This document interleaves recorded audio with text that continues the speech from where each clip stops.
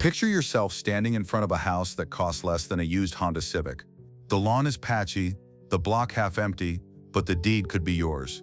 We'll show towns where houses cost way less than the national average and exactly why that sticker price can lie. Like this video so the algorithm thinks I'm important. Some places have neighbors you can count on one hand. Others have none at all. Here's the thing. I'll name the upside, then the downside fast.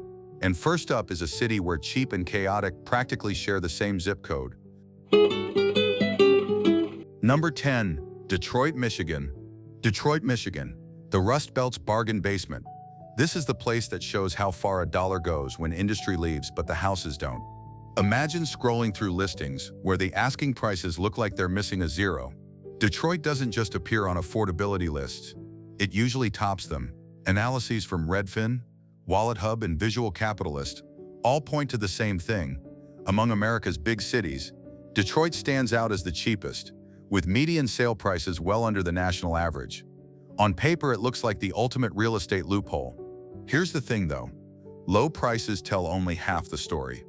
Detroit has an unusually high vacancy rate compared to most major US metros. That means drives through its neighborhoods feel fragmented. A lived-in home with toys on the porch, then next door a boarded shell, across the street a roof sagging over broken windows. Affordable, yes, but it's hard to shake the empty spaces that break up the block.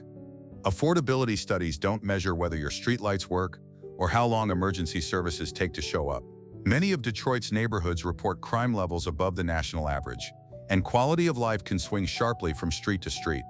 The charts prove your wallet stretches further here, but the lived reality often reminds you why that's the case. At the same time, Detroit isn't frozen in decline.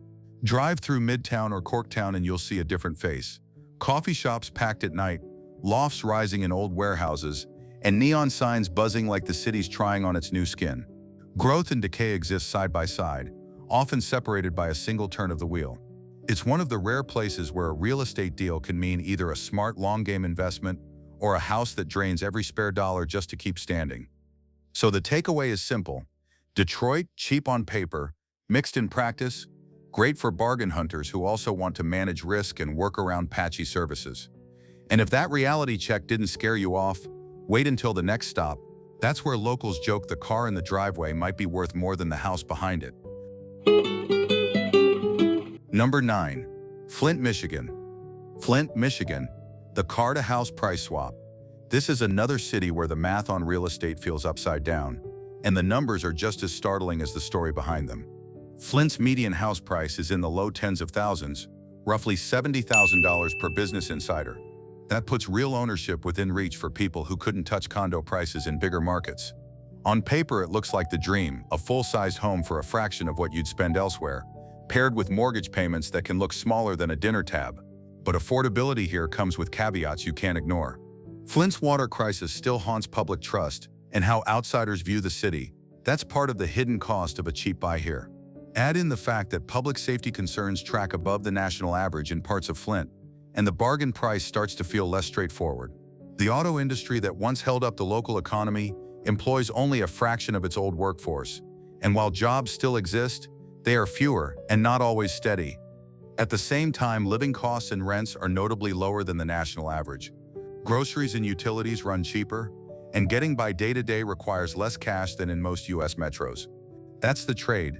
You get square footage at low prices in a place where your dollars stretch further, but the trade-off is constant, weighing affordable bills against limits on safety, services, and career options. That's why locals often meet shockingly low price tags with a shrug, rather than excitement.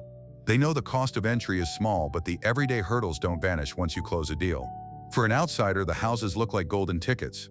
For long-term families, the calculation is steadier. The lower the sticker, the more you have to budget for what isn't written down. If you want cheap mortgage payments but need stable schools and services, Flint forces a tough trade-off. Make sure you prioritize which matters more. And if stretching your budget is still your number one, the next stop takes that affordability lens and zooms in even closer. Picture this. You walk into town with a budget for tech gear and walk out holding a house key. Number 8. McAllen, Texas. McAllen, Texas border town. Bottom prices. This isn't the land of fantasy sticker tags. It's a real city where affordability shows up in numbers you can actually verify. Median home value here is about $169,631 according to US News, and median rent hovers around $783. Compare that to the national averages, and McAllen looks cheap without feeling like a too-good-to-be-true listing. Here's the thing. The bargain isn't just on houses. McAllen ranks among the more affordable metros in the US for cost of living overall. Groceries, utilities, and gas all track low, which means your monthly bills won't chew through the paycheck the way they might in coastal hubs. Add housing into that mix, and the appeal is clear. You can put down roots without dealing with crushing expenses. But prices don't exist in a vacuum. McAllen's spot along the border defines its character as much as its affordability. You see customs brokers tucked next to stucco houses. Hear Spanish and English overlapping on the same block, and find tacos worth crossing town for. That mix of commerce and culture turns a spreadsheet city into something lived in and distinct. You get real cross-border culture and cheaper living. But summers and regional politics factor into the quality of life equation. So what's the trade-off? Start with the climate. Harsh heat that punishes anyone without reliable air conditioning, plus storm risk in the wrong season. Then the economics. While healthcare and logistics anchor jobs for many locals, wages tend to sit below national levels. The lower costs stretch your dollars, but you trade away some income potential. It isn't collapse or crisis, but it isn't a miracle zone either. Still, the draw makes sense. You can buy a house at a fraction of the national median, pay modest rent if you're not ready to buy, and live with day-to-day expenses that don't spike your blood pressure. For people who value low costs and authentic cultural overlap more than big city paychecks, McAllen delivers. McAllen, not a $5,000 steal, but a real livable low-cost city. Good if you value culture and lower monthly bills more than extreme price drops. And if you think that balance between affordability and trade-offs is complicated, wait until the next stop, where even locals joke that some houses go for less than a parking space. Number 7. Kansas City, Missouri. Kansas City, Missouri, brisket and free houses. This city earns that phrase because affordability here doesn't play by simple rules. Some neighborhoods are dramatically cheaper than the lively downtown core, and disinvestment outside those central zones can push prices way down. The result? You can stand in one spot and feel prosperity, then move a few blocks and feel abandonment. In KC, you can taste the barbecue and also inherit a rehab project 4 blocks over. Here's the twist. The market really does split in two. Downtown and Midtown show off murals, beer halls, and loft spaces, banking on revival. Those areas buzz after a concert or game, as if the city is remaking itself block by block. But a short drive outward brings cracked sidewalks, boarded porches, and a run of price-reduced signs. Infrastructure feels thin. Crime sits above national averages in many pockets, and that cheap purchase can double as a long-term maintenance plan you didn't budget for. Because prices stay low in some zones, local developers and small investors scoop up blocks. That explains why you'll see a coffee shop pop up in one strip, while the next street looks stuck in another decade. Recovery doesn't sweep evenly. It drops like puzzle pieces that only fit if someone funds them. Signs of momentum are real, but they are selective. Picture this shift in a single evening. Smoky brisket rides the air at one intersection, live jazz spills from a dim venue nearby, and the sidewalks hum with people. 2 streets away, the lights drop, and the sound turns to silence over sagging porches. Porch bulbs fade out faster than they spark back, yet you'll still spot renovation crews at work down the block. That back and forth is the Kansas City housing puzzle. Locals half joke about free houses because decay can drive prices so low, the structure feels more liability than opportunity. A house might tempt you with square footage, but demand heavy repairs, and the invisible price tag is labor, time, and patience. The gaps are stark. Striving districts shoulder next to stagnant ones, with ambition and disrepair coexisting in plain view. Kansas City, a split personality, good if you want a bargain and can manage a flip or rental, less so if you need immediate, even services and safety guarantees. And if you think that kind of divide is sharp, wait until we look at a Delta town where the math on homes makes even basic gear sound expensive by comparison. Number 6. Johnstown, Pennsylvania. Johnstown, Pennsylvania, where the median house costs less than a mid-range car. US News pins the median home value here at just $46,678, with median rent at $444. That's the kind of math that makes you pause. In many cities, that barely covers a month of daycare or a weekend road trip. but here it buys you walls, a roof, and an address. Let that sink in. The setup looks promising at first glance. Affordable mortgages, cheap rent, and a cost of living that lands below the national average. For anyone battling rising bills elsewhere, it reads like a financial loophole. You could step into full-sized ownership at numbers most people can barely imagine. But here's the thing. Low housing costs connect directly to low incomes. Median household earnings in Johnstown sit well below the U.S. norm. And that gap changes how affordability feels in real life. It means bills won't crush you, but you also won't find the high-paying work that makes mortgage calculators in other cities so intimidating. Opportunities are narrower, and while housing's cheap, wages follow the same downward slide. Factories shut long ago, and population decline adds weight to local services. Some schools run lean, healthcare is stretched, and boarded storefronts remind you that affordability doesn't equal abundance. Picture walking the downtown strip. Faded facades with splashes of mural art trying to revive a past glory. A diner with regulars holding down the same booths daily. Then a row of quiet windows above empty shops. It's not ghostly silence, but it's not booming either. Life moves slower, steadier, and lighter on the wallet. Yet lighter on choices too. Here's the twist in the economic balance. Utilities and groceries cost less than in larger metros, and rent below $500 looks dreamlike compared to national averages. But lagging economic growth means moving here for the bargains also means accepting limited upward mobility. It's not just what you pay, it's what you earn, what's available, and what's missing in the margins. So cheap mortgage or cheap lifestyle? Decide which matters. Getting the former won't fix the latter, because sometimes the real cost isn't in dollars at all, but in what's not around you, which sets up the very different challenge in the next place on our list. Number 5. Decatur, Illinois. Now the spotlight shifts to Decatur, Illinois, a place that guarantees a low price tag without veering into ghost town fiction. This isn't about imaginary bargains or paranormal legends. It's about a real Midwestern city that, according to U.S. News, ranks as the most affordable place to live in America. Here's what that means in numbers.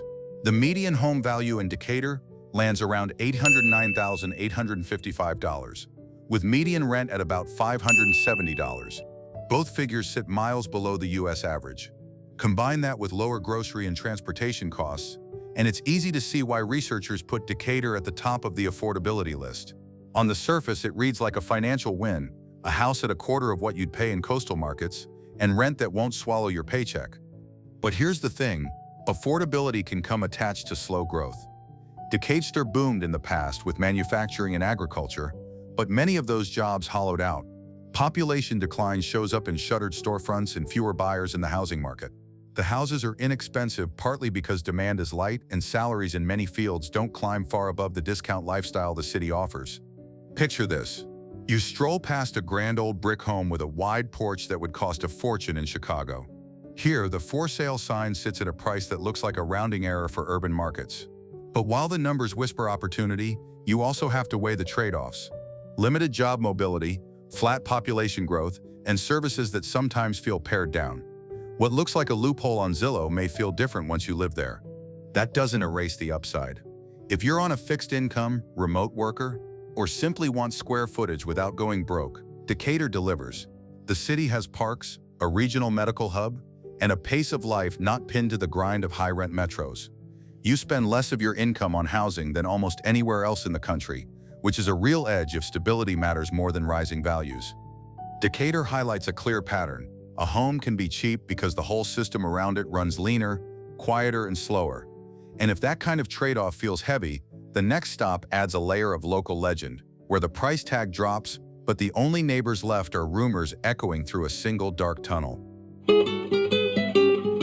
Number 4. Weirton, West Virginia. Weirton, West Virginia, not a ghost story, but a real place where affordability is backed up by numbers. U.S. News lists the median home value here at about $117,561, with median rent sitting around $528. Those figures land well below national benchmarks. On paper, it looks like the kind of quiet refuge where your housing costs drop so far you start asking what the catch is. Here's the thing. The catch shows up in the trade-offs that ride along with those low prices. Weirton sits on the Ohio River, tucked right into the northern panhandle of West Virginia. It's close enough to Pittsburgh that you can commute, But that depends on how often you want to burn that gas or sit through the drive.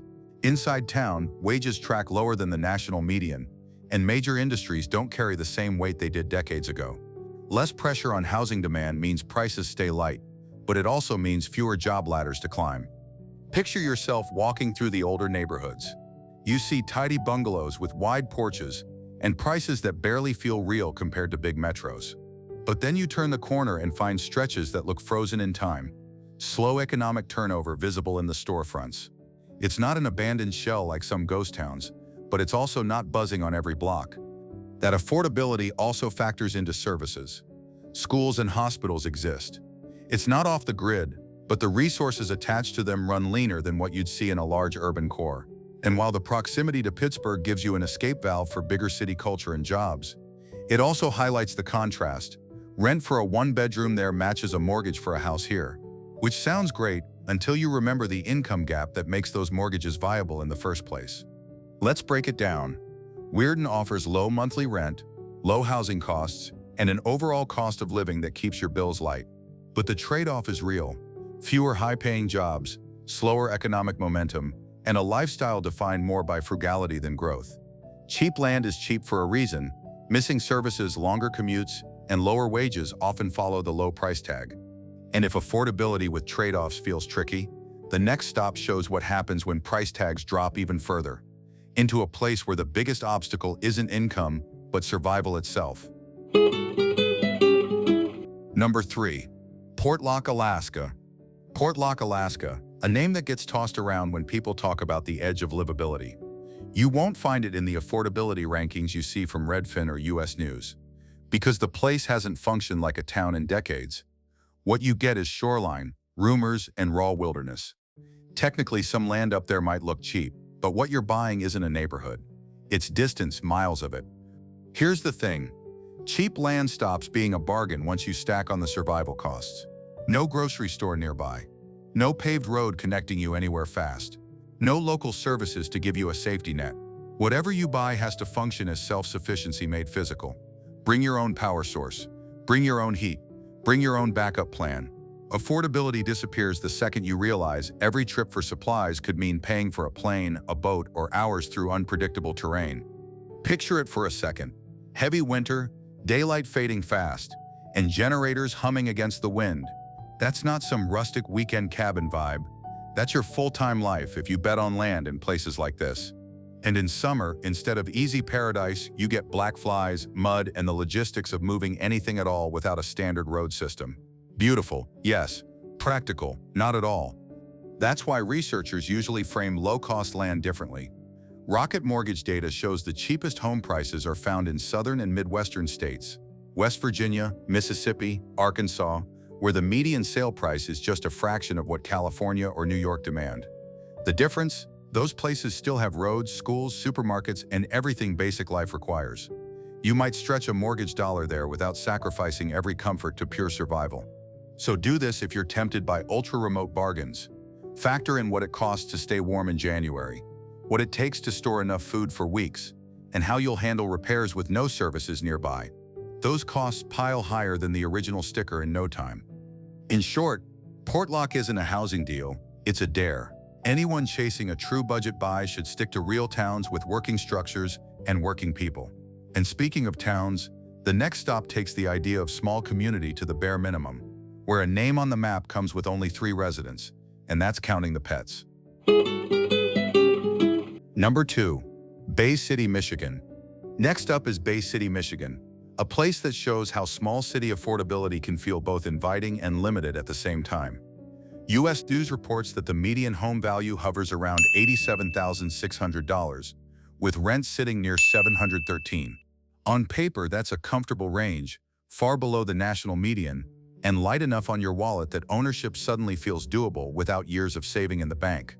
But here's the thing, affordability here doesn't come with an endless list of extras. Bay City has about 30,000 residents, so you're not in a ghost town, but scale matters. Services exist, schools, shops, a handful of hospitals, but they don't run with the same depth you'd expect in a city 10 times the size. Housing is cheap, yes, but the economy moves slower, And job opportunities often track with regional manufacturing or service industries that don't always pay high wages. Picture this, a line of houses set near the river, wide porches facing the water, and price tags that would barely get you a parking spot in New York or Boston. The quiet is real, the cost is low, but so is turnover. Not many new residents flood in to push values upward. That makes stability the upside and stagnation the downside. What you gain in affordability, you trade in long-term momentum. Owning here is less like buying into a fast-track market and more like choosing a steady small-town rhythm. A mortgage payment feels tiny, daily bills don't overwhelm, and day-to-day life runs cheaper than the coasts. But when the pipe bursts or when someone needs specialized healthcare, the stretch shows. Choices are slimmer. Travel becomes the backup plan, and mobility, both economic and physical, costs extra time and effort. It's not isolation in the same sense as Alaska or out-of-the-way prairie towns, but the smaller scale keeps limits visible. Everything's here, just not in bulk. That's the balance Bay City sets, affordability you can measure, paired with resources you'll sometimes wish were broader. Owning an entire tiny town sounds romantic, but for most buyers the real question is, can you get groceries, healthcare, and reliable internet? If the answer is no, the cheap price may not help you live there long-term. Which brings us to one last stop, where the price is practically nothing, and the only thing left to buy may be the story itself. Number 1. Beula, Pennsylvania. Beula, Pennsylvania, the town that's now a legend. Calling it a town is generous. What's left is basically a patch of rural woodland with a cemetery tucked inside, and that's about the extent of your neighborhood. The maps still carry the name, but life doesn't. If you walk through, you won't find a gas station, a barber, or even a stoplight. The only proof of human presence sits in the gravestones. Here's the thing. Land around here goes for under $500. That's less than some folks spend on a single month of car insurance. And if you're thinking there must be a complex set of rules, you'd be wrong. There aren't. No zoning headaches, no long list of restrictions. The sale isn't tied to a homeowners association or design review board. On paper, that sounds like a dream for anyone craving dirt-cheap independence. But here's the twist. What you're buying isn't a functioning community, it's folklore territory. You're not stepping into an overlooked bargain, you're inheriting an echo. That money buys you forested lots that aren't cleared, a burial plot you're not connected to, and none of the day-to-day systems you'd need to live like you actually reside there. Water lines? None.